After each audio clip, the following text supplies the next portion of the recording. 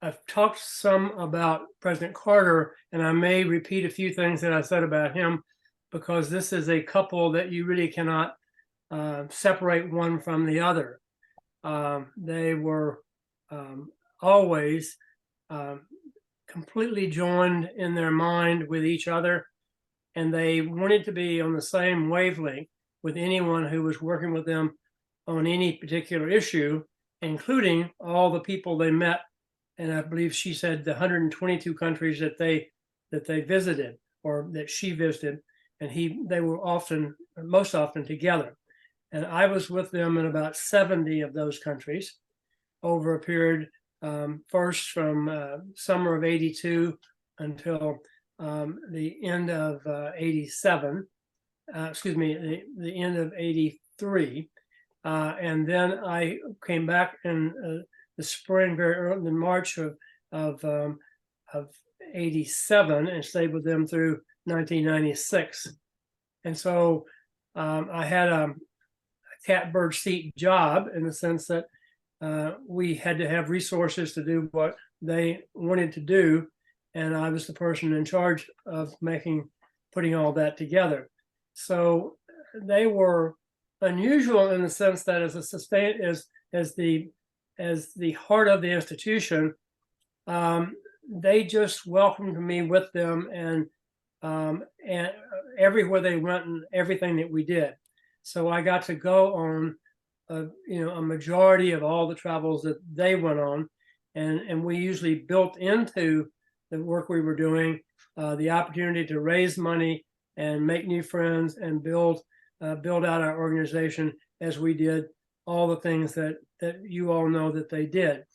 So I realized how much time I spent with them, how much precious family time I spent with them, and in how many different locations, and the really hundreds, if not thousands, of individual leaders and people of the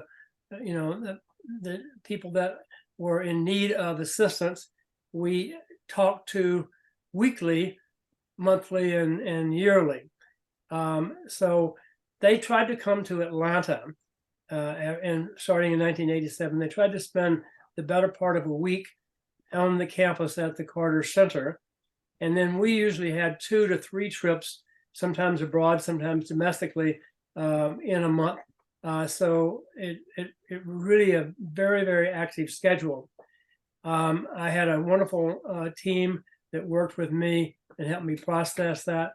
Pam O'Shea, whom some of you have met, is one of those key figures in my life that was so helpful in that. I realized that immersion was something that very few people actually had the opportunity to have, because we would swap out senior fellows and program officers, but I tended to be the common element in a lot of those travels and visits. And the few things I didn't do, which was to go to North Korea with them, I was able to put that together for them so that I was very intimately involved in that. So what did I learn, and what value is that to us? And before I say that, I just want to say that the most familiar thing to me, besides all that time I spent with them, is my Thursday mornings with you guys, because I find the same depth of concern and care and warmth and wisdom in this group as I found in them. I also was privileged with them to get to spend quite a bit of time with them in the last 10 years, working with them on their legacy in their hometown of Plains, Georgia, and the Jimmy Carter National Historic Park. And we raised funds there so that their home, which was already given to the federal government, could be included in the park.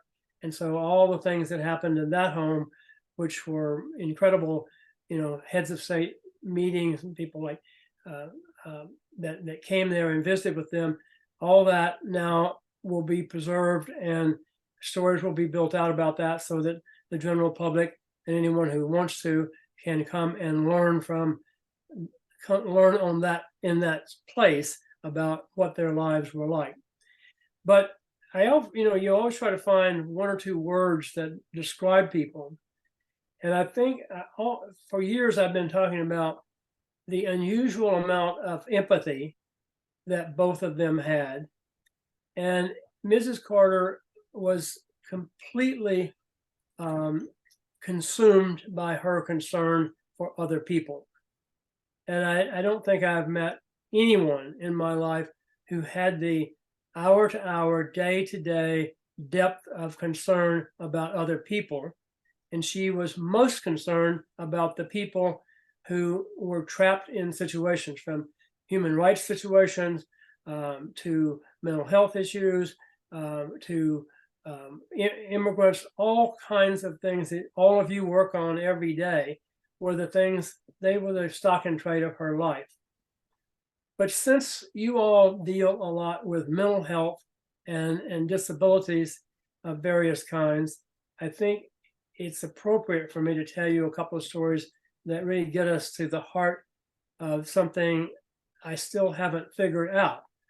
And what I haven't figured out is how she took the depths of depression she was in after losing the elections and coming back to Plains, how she turned that into so much power, positive force for the world.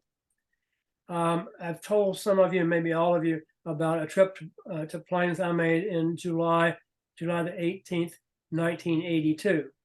And I went down to Plains to sit in the living room and to talk to both of them about what they might do with the rest of their lives. I was working for a consulting firm, and that firm got hired because I had done the capital campaign for the Negro College Fund, and he had served as the honorary chair of that, primarily doing only one big thing, which was convening the campaign committee, which included people like David Rockefeller and other luminaries, captains of industry, the chairman of the board of General Motors, and so forth, in the Roosevelt Room, and frankly, charging them to do this, to find the resources to help these schools survive and prosper. And he and Vice President Mondale made that charge. It's on film, and you can see that on my website. You can see that a film, not of the whole meeting, but of most of that meeting there. This had not been done before. Nobody had ever charged a large group of business and foundation people to do something in the interest of our society and particularly of Black Americans. And he did that with full throat and really basically exacted a promise from all those present that morning that they would work until this was successful. And it was a campaign that succeeded by more than 20% of its goal. And it wound up with the chairman of General Motors convening CEOs and foundation heads all over the country. He went to 44 different cities in doing that. So we didn't get much of President Carter's time, but the time we got basically was really effective. So we had hoped we'd get him back to celebrate the victory of that campaign, but by then the hostages were taken and he was tied up in the Rose Garden. Now, Mrs. Carter was very, very important in all of that because she took the schools in Georgia, which she knew from being the First Lady of Georgia. She took that very, very seriously. And she learned about all the schools in the UNCF. And while she didn't appear in anything, she gave that her full attention and was very, very helpful to us as we worked on that campaign. Now we fast forward to 18 months after they left the White House, and he had been working on his book, and she'd been at home, frankly, depressed, and by her own words, actually having some hate in her heart for those who she felt unfairly, persecuted Jimmy and kept him from being reelected. And that included some people in the other party that helped to hold on to keep the hostage situation from breaking until literally the morning of the inauguration of President Reagan. So that was deep, deep, deep distrust, disappointment. And as she said a couple of times, she recognized it as sheer hatred. So how did she get out of that slump that had happened all those months after they left the White House? She had not been back to Washington. She had very seldomly been even to Atlanta or out of the house. So I take you back then to that morning on July 18th, 1982, when we sat down in the living room. And so I came in, I sat down, and they began to basically pour their hearts out to me. And there were some tears, and there was some real frustration exhibited. And there were two stories that were really pungent. My firm that had been contracted to do the campaign, because because I had done the campaign at UNCF, I wasn't available right then. So another representative from my firm began to make suggestions to them over what they could do. So one of the suggestions was that they seek out a campaign chairman. And one of the names that was on the suggestion list was the former CEO of IBM, who they had named as their ambassador to the Soviet Union. And Tom came and sat in the chair where I was sitting that morning. And Rosamond said, "Jim, Tom sat right there in that chair and turned us down on chairing our campaign." And she said, "I have to tell you, I got up and got everybody a glass of iced tea, and I didn't come back in the room after I delivered the iced tea." She said, "My heart just sunk." And then President Carter told me that in December, he had sat down with a list of people. He even showed me the list on a yellow pad. And he said, "I called all these people." He said, "Everybody took my call. Everybody was very nice to me, and no one did anything." So he said, I really am, I don't care about having a museum and library. I would like to use whatever I have as something to be able to help the people in the world that are so neglected. And he said, "But nobody seems interested in that. And so I just don't know what to do." And he asked me the hardest question I've ever been asked. He said, "What would you have us do?" And she chimed in with some other thoughts and so forth.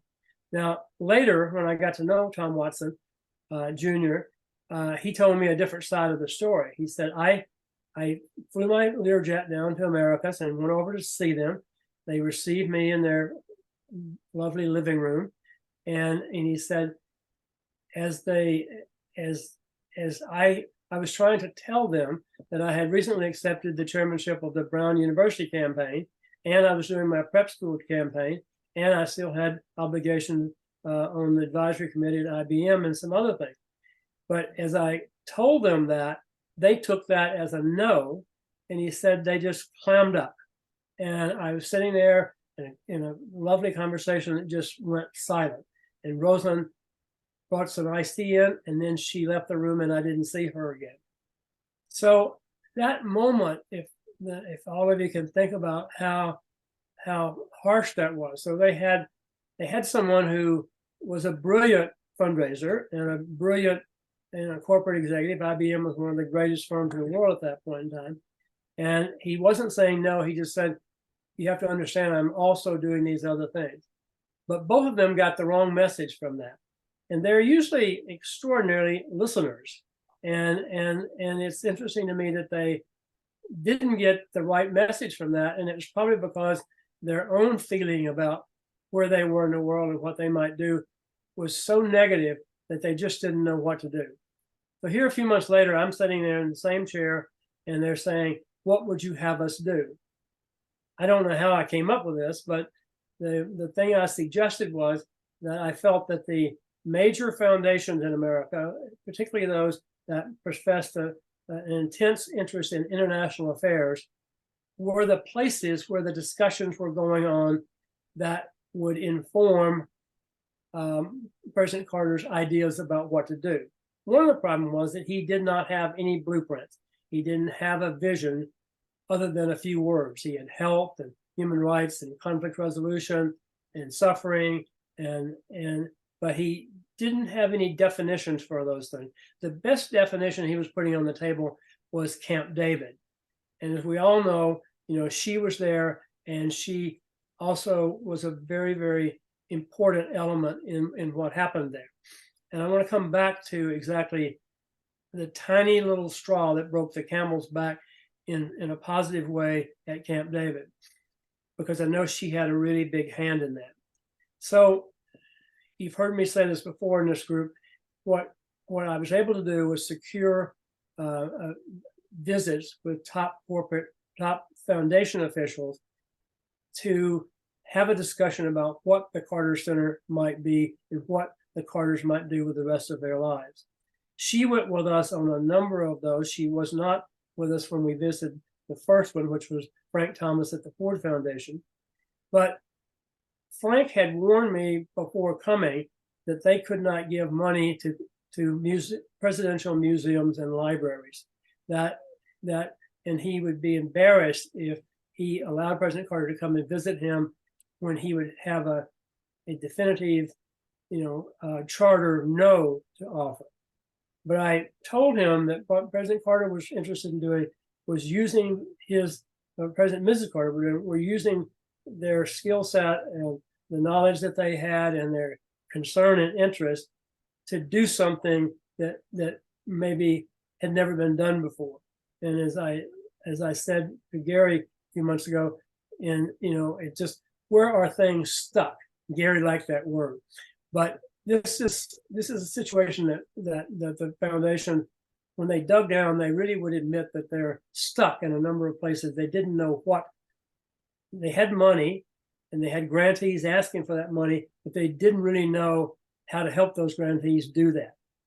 So what Frank said he would do, he said, Jim, I'll be happy to pull my top staff together and we can have a conversation with President Carter about what things we think he might be able to help with that we know that we are working on and other major funders are working on. So that day in Frank's office, we identified a number of things in some of them in some real detail that the Ford Foundation staff thought could be addressed by somebody that had the power that a former U.S. president would have. And I think Carter was elated that they actually thought that he could do something about some of these issues that were so serious. And then some of the things like disease eradication, or we didn't even call it that then, but just working in global health, these were things, smallpox had been eradicated, but nothing else had been attempted for eradication. So it pleased him to take on something that was so vast, so that affected the poorest of the poor in the countries that most people couldn't even name. So that there was a fiendish delight that he took in actually working on something that was that thorough. And he really loved, and he still does, he loved the whole concept of public health because he could understand it as an engineer and he could understand how you approach it. Later, he got to know Bill Foege, who was, one of the smallpox, one of the key people in smallpox, and so therefore, but the introduction of him to the practice of global health and the introduction of him to how to build out a global health operation that could take on something as unheard of as guinea worm, but as is that something that was affecting 3 to 4 million people a year dramatically in the world and leaving maybe 50 million people at risk of that disease was something that really pleased him. So he liked the magnitude of that, and he liked the fact that it was helping people that had no vote in any election here, that had no had no really voice in the world. How do you help somebody who is voiceless do something that is really tied to them? So Mrs. Carter was absolutely right alongside on that whole concept. So if you look at the things that they chose, they were all things that most people had given up on or never even tried because of the length of time it would take to do something about them, the size of the commitment to doing something. This wasn't going and speaking at a rally. This was like making a commitment to build an institution that could take these things on and stay with them until they were completed. So all those years ago, that got started. So that wasn't one of the things, that wasn't an item on Frank Thomas's and his team's list, but it was the kind of thing that they were saying that somebody could take on some of these long and enduring problems that affected so many people, and move those things, do something about those things, and therefore move everything forward. So I would say that 1 2-hour meeting with Frank Thomas and his team, by the way, two people in that meeting who were on Frank's staff, Enid Shuttle and one other person, were later presidents of the Ford Foundation. So that all during Frank's term and in the term of those other people, that entitled us really to sort of an ongoing relationship to that foundation, where we could always get information from them about course change and improvement of the work that we were doing. So I feel that this integration of them very early on with funders who had real vision about what needed to be done. But let's not forget the other grantees of those foundations in the equation, because it was the knowledge and interest about problems that those foundations had as they made grants that really interested them in building this new institution. So the library and museum was built, we got Georgia money and some other money to actually build that campus, and we had a lot of good things that happened in that. But that wasn't, other than having a place to work for the rest of their lives, those buildings and even that campus was not the heartthrob of the Carters. They were focused on what they would do with their own time, talents, and skills. So one of the things that I thought about, and I wrote just a couple of sentences about this to you last week, was that I think that the depth of her depression and the depth of her despair was the thing that enabled her to be as magnanimous with what she did as she was. And so climbing out and then getting involved in something, and she had to put a lot of stuff aside to do that. And of course, the things that you heard in the tributes to her and so forth is that she's a steel magnolia, that she was tenacious, that she worked on mental health and on caregiving. But these were threads that ran all the way through. And probably the nicest thing Reagan ever did for all this equation was that he basically just wiped out a lot of the work that she had been doing in the White House. And not only on the mental health side, but across the board and several other things that she was working on. The whole vaccine movement, took a back door after the work she'd done with Betty Bumpers on immunizations. And so the fact that there was inactivity on those subjects by the next administration, it made her mad, but it didn't keep her from being tenacious about organizing and doing that. So if I got to go with her a lot around. President Carter did not want to work on domestic issues at the first, because he didn't want to be, head to head with the person who succeeded him. But Mrs. Carter was the person who got out there in the field and kept her work going for childhood immunizations and for and for mental health issues and for policy changes. And then later on, we got things that affected America, and we did this giant project in Atlanta called the Atlanta Project, which was an investigation of why citizens of Atlanta and the surrounding area had the worst immunization rate in the world, not just one of the worst in the world, and just about the worst in America. So why was that happening in a great metropolitan city like Atlanta with all the other great things that were going on, the home of CDC, et cetera, et cetera? And so it was them getting to the bottom of that made them different from any other leaders I've ever worked with. So one other story in all of that is that we were coming back from a trip abroad, and we landed at Hartsfield Airport, and we got on the highway, and we were driving through downtown on the highway out to Emory University. And it had just come the first big frost. And so some of you know what kudzu is. So there's a large area of that kind of industrial part of Atlanta on the east and south side of town that was literally covered in kudzu.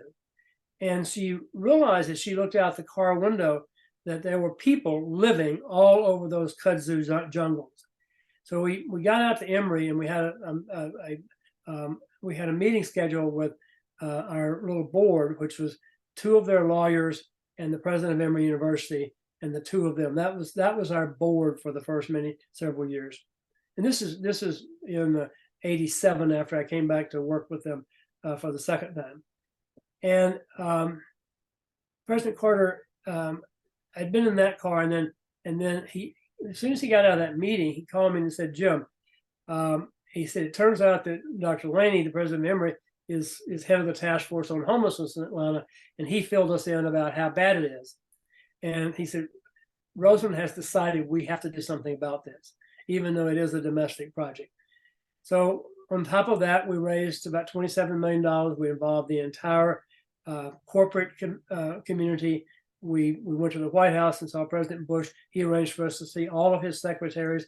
And that was an issue of examining why the benefits and the programs and the initiatives of the federal government were not being utilized by the citizens of Atlanta. And so all this, ties in, Gary and others, to the mental health, to the public health model.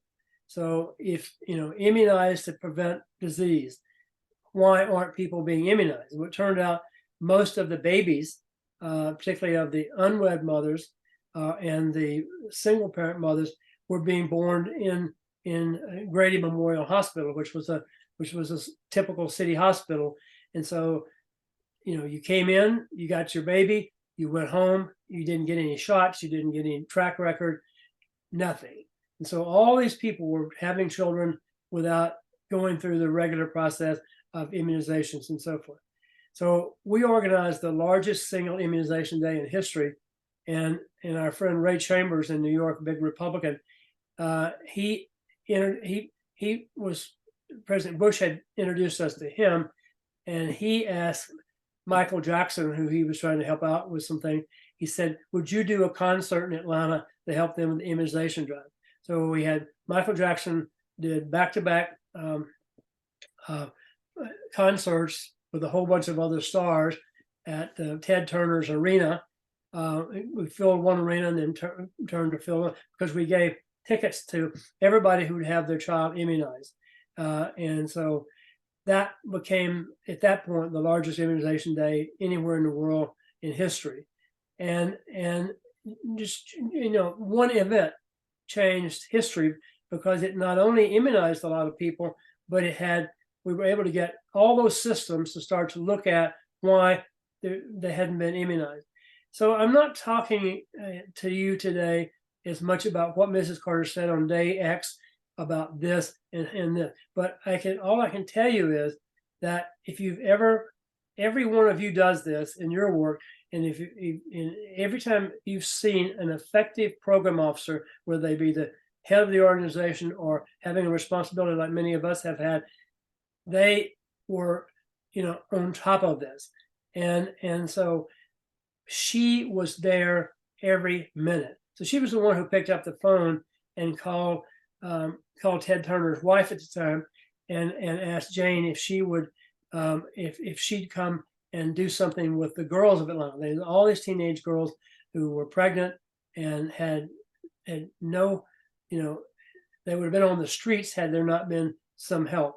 And so Jane Fonda organized dance classes and made videos and so forth. So hundreds of people of much less known than Jane Fonda were called into action to get these programs doing what they were supposed to have done in the first place, and then letting all the people know that we're taxpayers and that their programs weren't equally applied to the people of that area. So, we raised about $25 million to kind of facilitate all that. We wound up holding literally hundreds of town hall style meetings. And Mrs. Carter was it wasn't something she saw what somebody else was doing and signed off on it. She was in the meetings when all that was being organized. She was on the bus with the CEOs. Delta provided us those buses that you take people around airports in. And we took the CEOs of town, headed by Mrs. Carter, out to neighborhoods all over Atlanta to not just see something from a comfortable bus seat, but to get out and go door to door and to meet people in their churches and their schools on the street. And I'll never forget this one lady. And the question was asked, what did you get out of this? And she said, I learned that there's a city here that has an office, and if I call them, they will unstop that drain in my neighborhood that always causes my street to flood. I have the power of knowing who to call to get my drain unstopped. That's the epitome of simplicity. But when people don't care about other people, that's the kind of things that happen. And when people are struggling, to keep the lights turned on, that means that they are not worrying about all those things, and they don't even know they have the rights that they have. So I put on the table for you a person who no detail was too small, no issue was too irrelevant to the situation.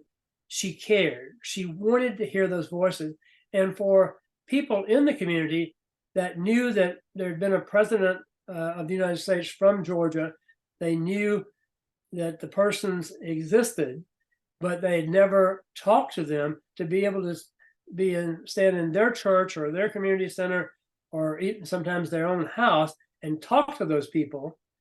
And then all these lessons that got learned all over the world were suddenly brought back to Atlanta and applied right there. So it was the epitome of a classic, public health initiative. And it all got tied together with the same thread that they tied together everything else that they did in the world. So you've all heard the litany of things that they got involved in, but in that, I'm happy to take any questions about any particular parts. They helped to found the elders. They had the Carter Mill Human Rights Prize that we gave to the Oslo Accord group in Oslo. We had a secret thing that went on in our human rights work, where President Carter and Mrs. Carter would write and contact and sometimes go to see, as we travel, people that were considered despots by everybody else, who were holding hostages or doing something that was that was wrong. And so they used moral suasion on people continually throughout the years. We're talking about 30 years of them being available to the human rights watch groups to be called in to do one of these secret missions. And tens of thousands of people were released from prison. Thousands and thousands of people's lives were spared because they took the responsibility personally to get that person on the phone or to write them a letter or to go and see them, not with threats and boycotts and anything like that, but just appealing to another human being to do something about it. Carter's line, was often, "I'm sure you don't know about this, but these things have happened." And so that, to me, is the mystery inside the box, is their empathy and their absolute commitment every waking hour to be on the agendas that they had set and they had been brought into. President Carter always said, "I don't want to duplicate what others are doing, but I'd like to be able and like to be called on to do the things that only I can do." And so that's, to me, that to me is the kind of thing that they have done that that others didn't do it nearly as well. And then I think the other thing is, you have to multiply all that, because it wasn't a few little things. They did this year in and year out on the scale that is really kind of unbelievable. So they went from having no organization to founding that in late 82, having the building completed by early 87, and being in full force as an operating force later that year. And they became the 17th largest nonprofit organization in America, including Harvard and Yale and all the big universities and hospitals and so forth. But to move that far, that fast, and be able to have that kind of magnitude, I think it speaks to the quality of what they did, the need for it being done, and the umbrellas that they built. So many of you are familiar with the International Negotiating Network, which is where they brought together the whole cast of people from Camp David, and then they brought together with the Carnegie Corporation in New York, the Carnegie Commission on the Prevention of Deadly Conflict. The foundation offered to basically organize that around President Carter and the Carter Center, but President Carter said, "No, don't put my name on it. I will come and participate fully, but let's have this a separate commission that looks at conflict in the world and brings as many thinkers together around it as we possibly can, and then out of that bring about sea change to the world." And so that thing of lending his name. I want to tell you two quick stories about Camp David that I'm sure if you've read anything about it, you've heard about it already. And this is Mrs. Carter. They had come to stalemate after 13 days, and everybody was literally going to their cabins to pack to go home. She remembered that they had all these lovely pictures made when they arrived, and they sent those around to Begin and Sadat and all the people that were there to support them, and said, no one else has tried the way you have, and I want you to have these pictures to share with your grandchildren about what you came and did. And even though we didn't find an answer, we came and met, and for that we have you should be, your family should honor you for the rest of your life. Seeing that, Begin called President Carter and said, "I've been thinking about this, and I'd like for us to reconvene." So the breakthrough at Camp David came after they saw those pictures and after they had that change of heart. And that's the kind of thing, I'm sorry, I'm a little emotional, but that's the kind of thing that they repeatedly did. Their antenna to judge character, their antenna to be able to feel comfortable and not in danger of damaging their own moral high ground, allowed them to talk to some people that they saw as absolute despots. But when many people wouldn't touch those people, the Carters would hear them and listen to them and offer something in their language. The other place, and I'm not saying that the people at Camp David were despots, but many people that they came in contact with were, or that Cedras in Haiti was that way. But when they had been talking to him, I think the planes were actually in the sky to bomb Haiti, and President Carter and Colin Powell and one other person were there talking to him, and Mrs. Carter sent a note in, because Carter they sent notes and forth way before the kinds of communications we have today. They sent notes back and forth to each other, or they and it got handed in, or they would talk to each other. But it was noted that it was Cedrus's son's birthday, and he'd gone about 15 hours without seeing his son on his birthday. And so Mrs. Carter said, talk to him about his son.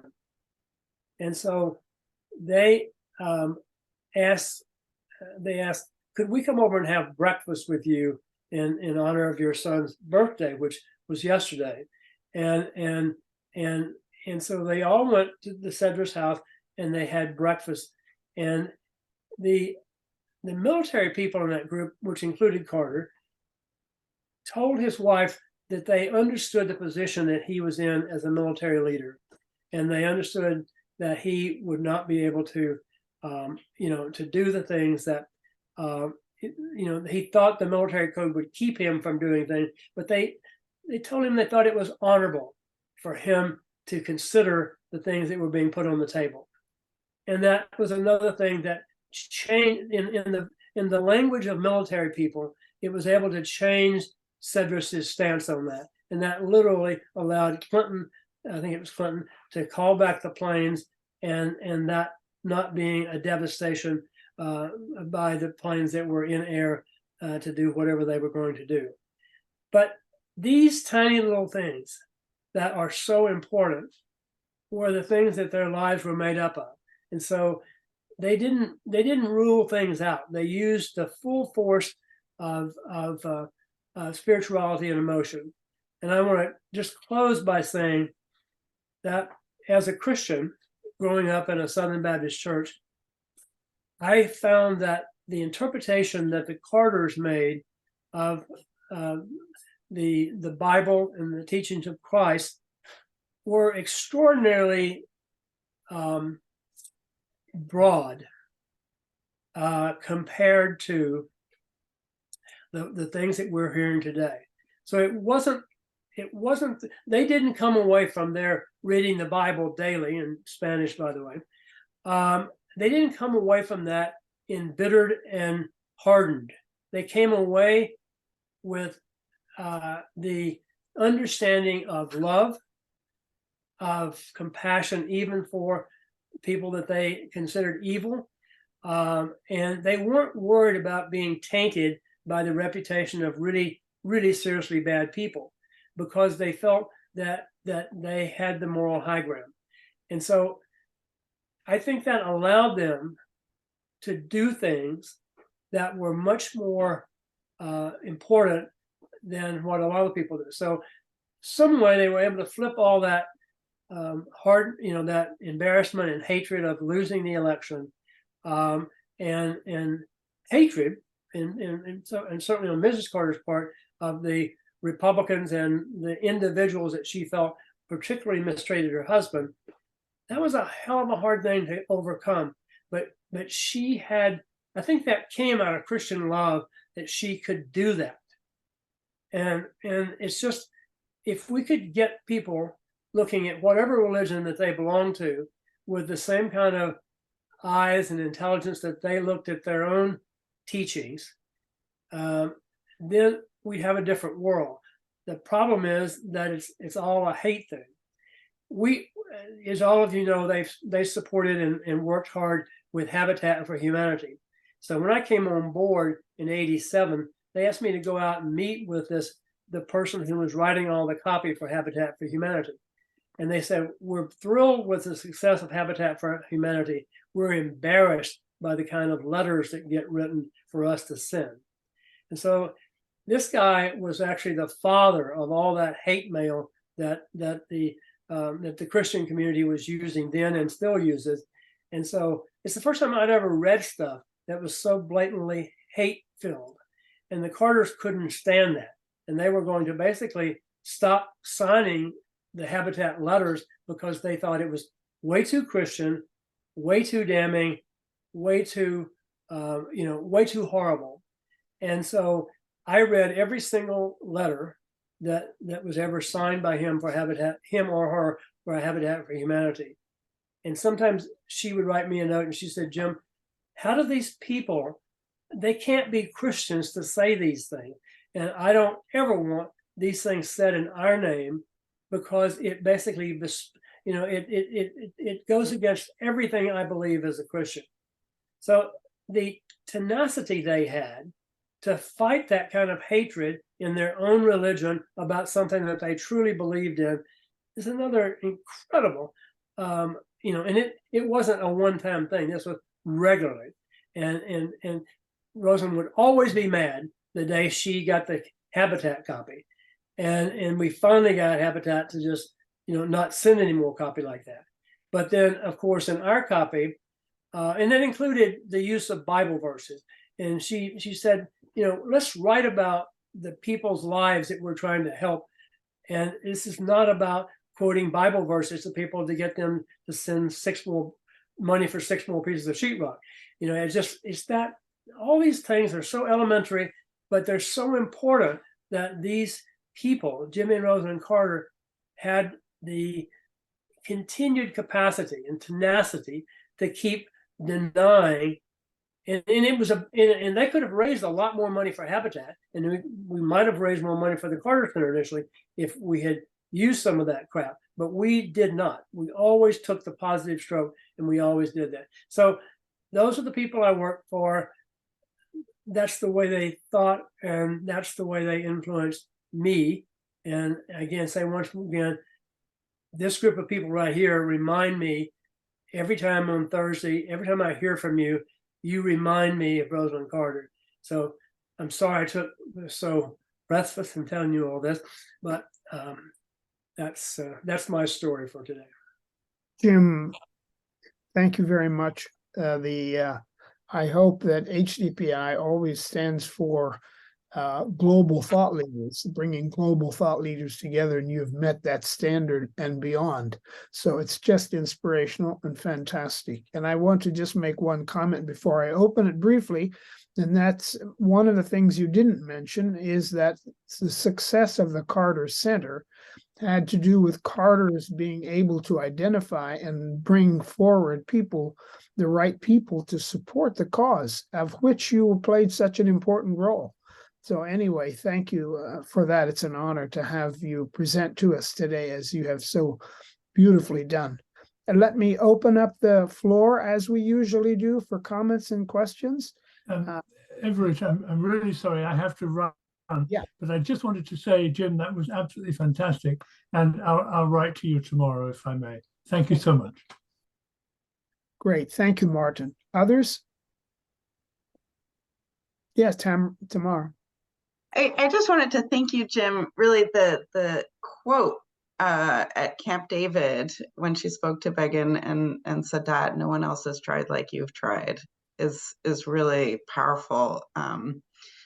It's a powerful reminder of even people who are at that level of leadership, that they are also humans, and they also, in face of so much drama and defeat, also need encouragement and need to be seen as humans, and that she was able to see that and that made an impact on the transition is like such a powerful reminder. So thank you really for sharing that. Thank you, Tamar. Other comments?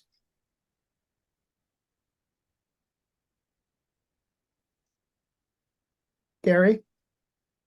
Yeah, it's hard to say enough about what Jim, you're conveying. Really, I'm so glad that this has been recorded. I mean, this work and your work has been so amazing and motivating, instructive, emotional.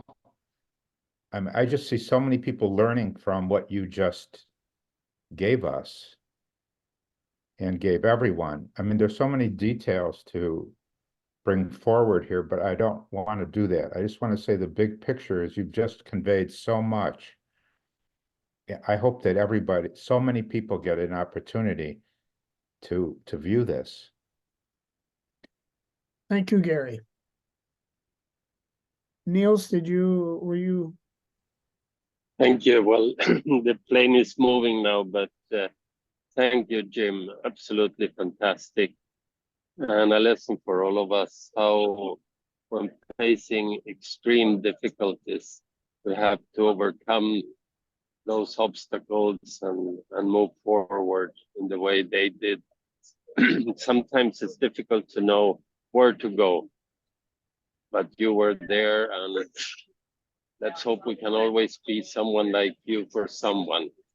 Being important for somebody is so important. So thank you. Thank you, Niels. Other comments?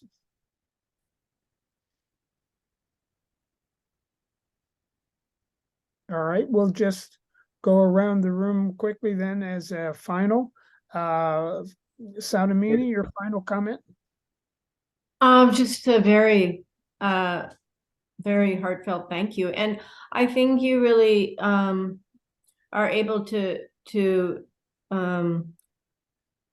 tell the story of how the personal becomes the public domain, you know, that transition between a personality and public action, that we all have to try and do that to change the world and do it in our, you know, our own modest way. But that is a big inspiration. So thank you for that. Niels, any other final comments? No, You know, thank you so much, and look forward to future presentations. But I'll write a few lines to you, Jim. Thank you. Pilar? Thank you very much, Jim. It's really, as Solomon just said, inspirational, but also it's the commitment, as you mentioned, of the Carters, the empathy, and all of those values, and they embodied all of that, and that is what is most compelling, if you like. And I'm so glad that you were part of that history. And this is what makes me very, very, it's really somehow emotional, as you said. Yes. Thank you. Thank you so much. Gary, final comment? I just can't help myself but to ask Jim if, Jim, you think that Mrs. Carter knew what she was doing in the context of providing an additional opportunity to Begin and Sadat by distributing the photo and the positive message?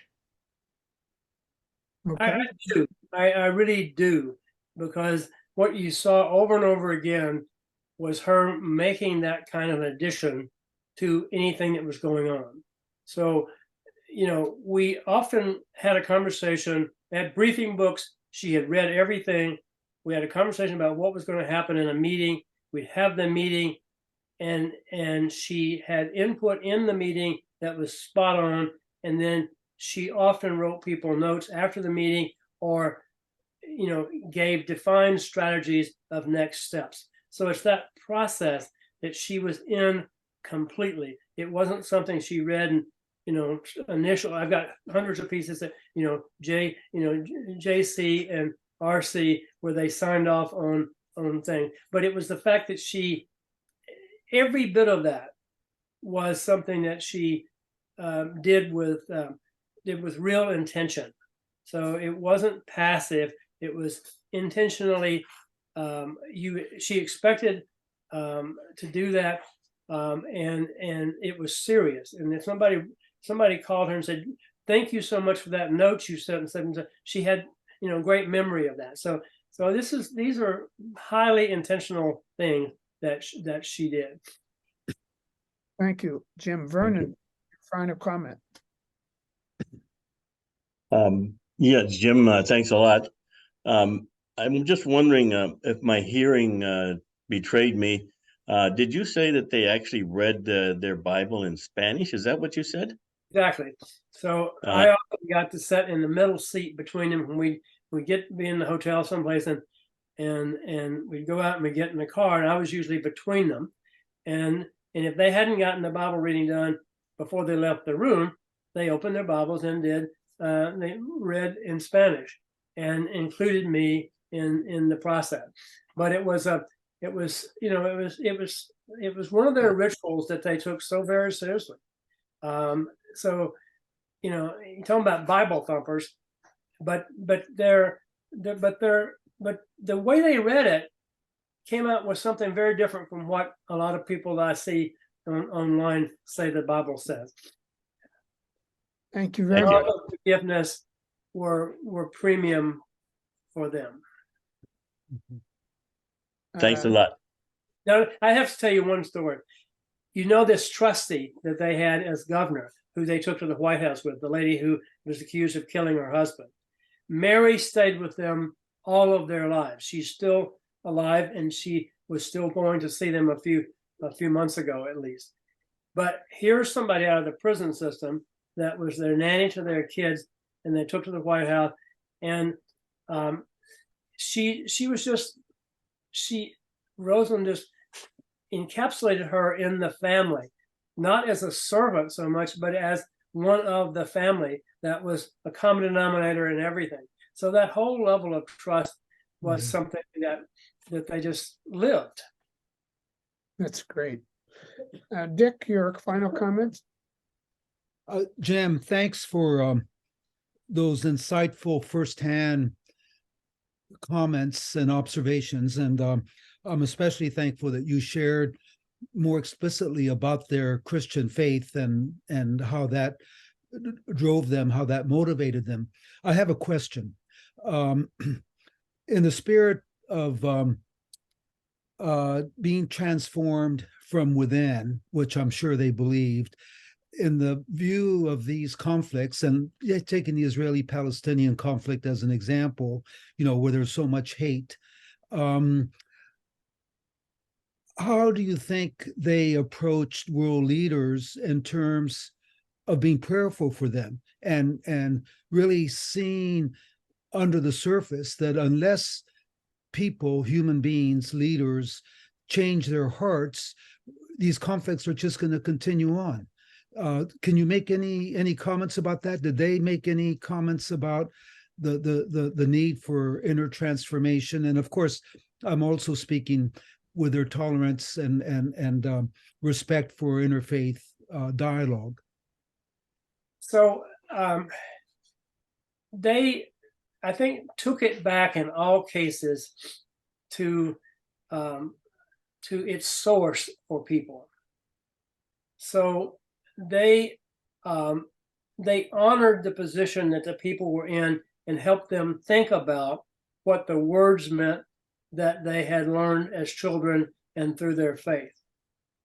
And so they demystified their own religion, and they spent a lot of time reading the Quran and reading other types of literature about religion, because they wanted to understand the source of people's faith. Mm-hmm. And so they were not only interpreters of Christianity, but they were interpreters of other religions. And they spent a lot of time learning about those religions. So anytime they were with someone who was an authority on a particular religion, Christianity and others, they wanted to have a conversation with that person about things. So they would ask the question almost like you did. They would want to know, do you feel transformed by your religion, and how do you feel that your religion works for you and for the people you come in contact with? And so I think all of us would agree that if we don't honor someone else's faith and belief, then we really can't have a real conversation with them. And I've just never known anybody as devout as they are. And that's always been an inspiration to me. I hope that gives you some idea. Thank you. Tamar, final comment. I just love how you showed how emotion can be used for the positive. I think right now we're seeing so much emotion riling people up with their emotions to be isolating and divisive. And so to just remember that that's not the only way to use emotion, but it can be used to transform as well. So thank you. And you know, I remember one time Mrs. Carter called me, which she didn't usually call me about things, but she called me and she said, Jim, I just read this letter you wrote for Jimmy. And she said, I just want to be sure you got this right. She said, you've got a sentence here that says that when asked the third grade teacher what her biggest problems was, she said it was her girls getting pregnant and the boys bringing a gun to class. She said, is that, and she said, I haven't had a chance to ask Jimmy, but is that true? And I said, yes, that's what President Carter said. I mean, I was there, and that's what she said to him. It might have been fifth grade, but it was one that he had a grandchild in the same grade, and he was just, and so she said, well, do you think that's harsh for this direct mail letter? And I said, no, it's a fact. It's not hatred. It's what one teacher said was happening in her school, and so the letter went out and it was a big hit. And then after that, he got all kinds of mail from teachers saying, I have similar problems. Nobody will believe that these girls are so often raped, and they don't believe the number of guns that come to school with these kids, and so it was an Atlanta school, and so truth is a very important factor in talking to people. And sometimes truth that is that's a little hard to believe is even more important, because the problem was that people had no idea what the lives of primarily Black people in Atlanta was all about. They rode on the same streets, they saw them, they had no idea how different their lives were. That's great. Thank you, Jim. John, final comment? Jim, it was an honor to hear your remembrances about the Carters, and I appreciate very much of having had the opportunity. It's often been said, I think, that Jimmy Carter is the finest ex-president that the United States has ever had, and I think you certainly made the case that Rosalind Carter is the finest first lady that the U.S. has had. So thank you. Great. It's my honor to be with you guys on Thursday mornings, and I'm happy to share any of this. Anybody that has any further questions or want to write me a note about any of this, I'd love to do that. And any way you can use this, Everett, to broaden the knowledge about them, because they deserve every accolade that they can possibly have. But I think the most important thing, as you know, I've been trying to mine this work in order to basically learn from it, and that's what we're trying to do.